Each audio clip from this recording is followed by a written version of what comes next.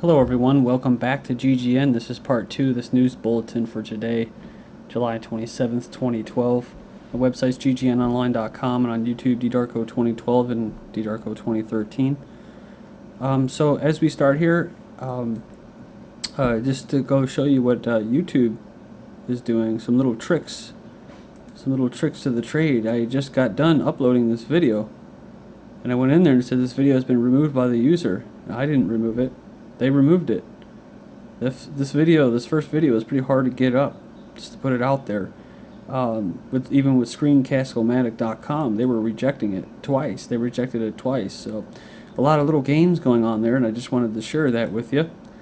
Okay, so as we move forward here, I'll just do a brief overview of what we went through in the last video. The birth rate plunged, or is plunging, and is projected to reach the lowest level in decades. And this is because, of course, the poor economy, people are still hesitant to jump into parenthood. So then when we move on to this rigged economy, what does it say? U.S. economic growth slows down to all-year low. So no recovery in sight after people were told that there's going to be a rebound and we're out of the recession. Well, now we're actually, like in Spain and Greece, are in a depression. And now countries, corporations are starting to admit that. So using the economy as a way to carry out eugenics or population reduction, because people like these people who work for the billionaires, the real rulers, they're rulers, because Bill Gates, he's an elitist, but he's not he's not the bosses. He's trying to please them. So in order to please the bosses, he has to carry out this population reduction agenda, and that's why they had a conference on the 100th anniversary of the Eugenics Conference in London for the UK's Department of International Development, where Bill and Melinda Gates launched the latest effort to blame children for poverty and women's troubles. And remember this, the population boom in the UK is caused by mostly immigration. That's right. Pushed many primary schools to the breaking point. And the UK government, at least some in there, understand what is causing this. It's not that it's too many people, so they're going to blame the population, for this. It has to do with like the U.S., they have their borders completely open, draining whatever welfare system that they have, and just for programs that people pay for. It says here, it's been noticeable over the last few years that the young single EU workers we were told would come here to work have now changed to families or those who are expecting. The majority of those pushing prams are overseas in the EU. They said my road has 12 new babies in the last 3 years and none of them are Brits. It says here that the last government brought in pregnancy money, baby bonds when they were born, free breakfast clubs, family credits, and the list goes on. But they're going to be teaching or brainwashing these children in disused shops and warehouses as a result. So what you're talking about is an economy that cannot sustain the current population. So you could say we'll have less people. Well, you don't have to have less people, you just have to have a better economy. But they don't want that. That's what I'm saying. Because they use money as a way to control people and control the entire planet. So you have to get rid of these extra people, these extra useless eaters, and the way to do that is through vaccines. So parents are now being asked to vaccinate their children themselves, along with the elderly, because those pensioners, again, they need to go, right? So yeah, it says here that they're going to give them this shingles jab, a vaccine, because each year around 250,000 adults, mainly the elderly, are infected with shingles. So they do care about the elderly. That's why they're going to vaccinate them. While at the same time, hospitals could be using care pathway to hasten deaths of elderly to save money. So they're euthanizing them through the healthcare system. But the one thing that the British taxpayer can afford, and the British government can afford, is the Olympics. How Olympics hurt host cities more than help. So it's the reasons cities should avoid the games.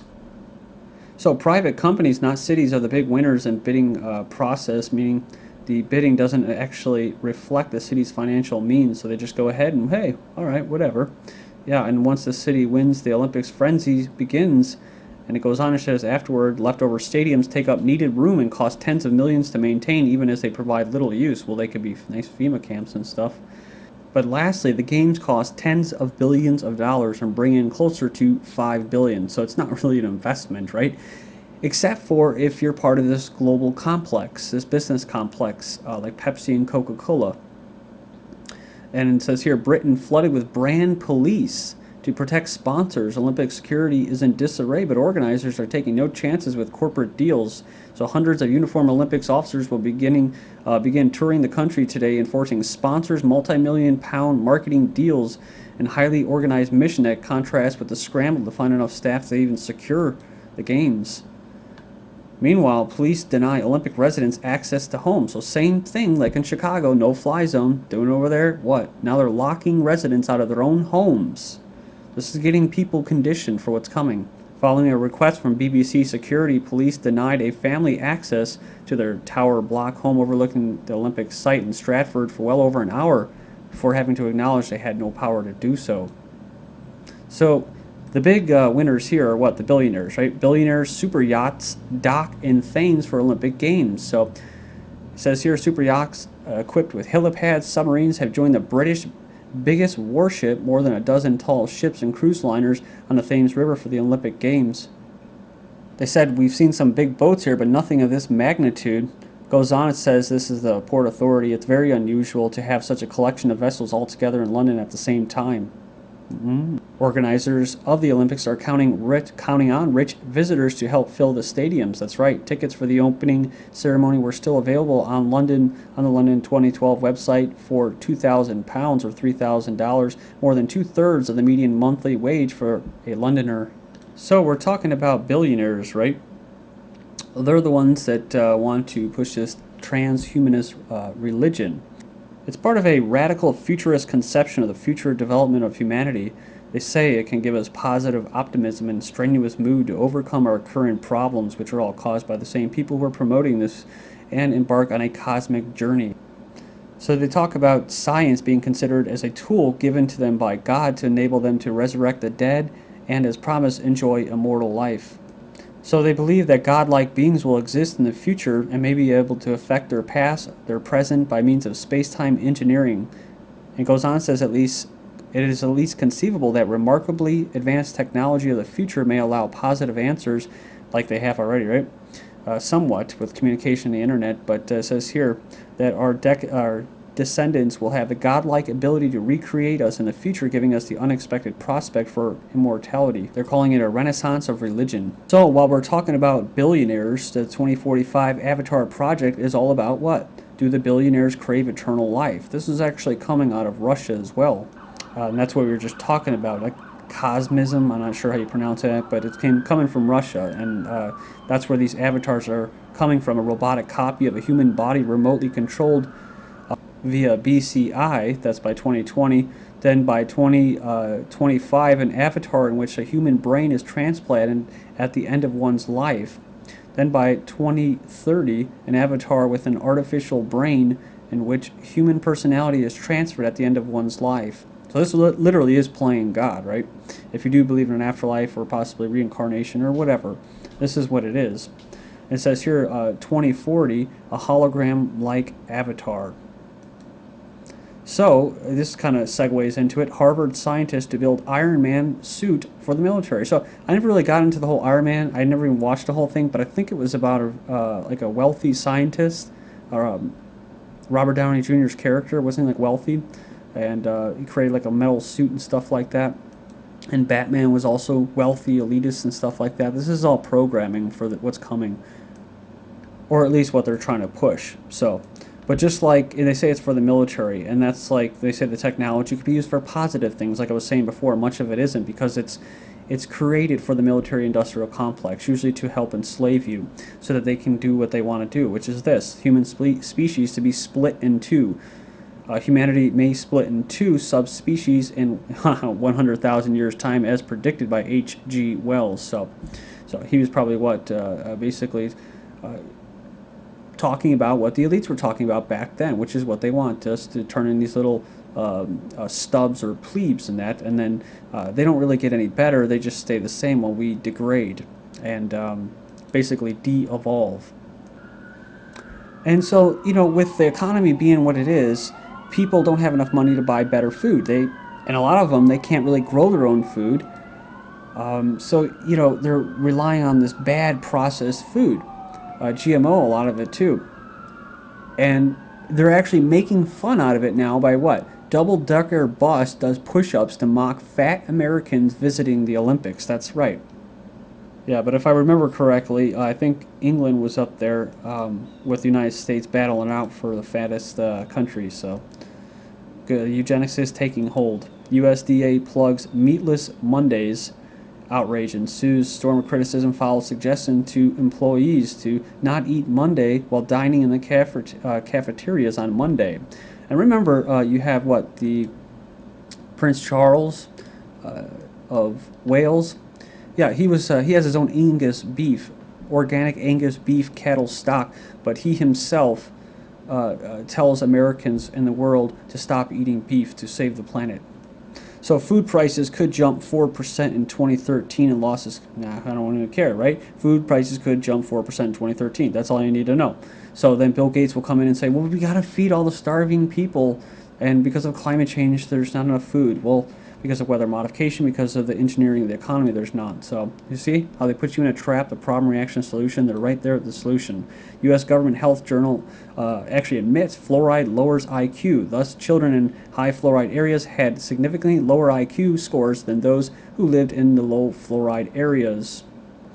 And the Revenue and Customs Department or Bureau is telling school children, tell your teacher if a neighbor is evading taxes. They're being encouraged by the government to tell their teachers if they know anyone in their local area who is not paying their fair share of the tax. eBay's new plan is to let kids go shopping. Auction site looks to target minors. Bad news for parents. They want your kids to start shopping on its site. Scientists are trying to control monkey brains and behavior with light. They reported online on the 26th in the current biology that have for the first time shown that they control the behavior of monkeys by using pulses of blue light to very specifically activate particular brain cells. Like everything else, it's going to help humans for therapeutic ends. It's for health reasons, to help the prosthetic limb people without limbs, or the deaf. This is all stuff to help create these autonomous robots and these cyborgs. And I hate to say this, and I hope nobody gets offended, but, you know, they're talking about practicing on monkeys. Now, I was in the military, I was in the Marine Corps, I was never over there in Iraq and stuff like that, thank God. But still, it's like all those guys are coming back with all those blown off limbs. What do you think they were? They were experiments. They were lab rats for this neuroscience that I was talking about with DARPA and that. So when the state eventually deems you an addict, or you're just not happy enough being a good slave, or you're obsessive compulsive about tyranny, you could be like Clockwork Orange and be considered a deviant. So hopefully you remember one of the main things, the points I think of this Colorado shooting, besides possibly a DARPA project like I was just talking about for military purposes and super soldiers, is what? And not the guns. They're making that all about the guns. It's what? A lot of these guys now, they're losing their jobs. They're going to just go into these places and start shooting up their bosses, right? So this is what it's about. Going over the edge, right? Driver with apparent Colorado massacre fixation suspected of plan to shoot ex-boss. Then again, the 25th, Maine man who claims he snuck gun into theater faces federal firearms. So when they searched his car, they found an AK-47 assault weapon, 4 handguns, ammunition, and this Maine man, he had the same thing. I mean, look at that thing.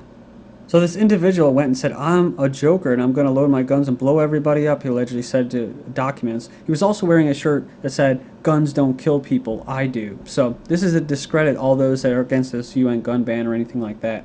So the UN chief's plea as deadline looms for the Global Arms Treaty. They're making very limited progress. So the military will be standing ready if needed at political conventions this year. While Arizona sheriff says the Obama birth certificate is definitely forged, saying it's a computer-generated forgery. But you're probably going to get, what, Mitt Romney, the other puppet at the Olympics. In this Dave Mustaine, Alex Jones interview, a commenter said they were using hardline Republican talking points in defending Romney. So is Alex Jones actually trying to push for a revolution and violence and uprisings? U.S. is ready for it. They're set to brutally curb popular uprisings. Former American intelligence linguist says, you wait and see the kind of abuse you'll see against these guys.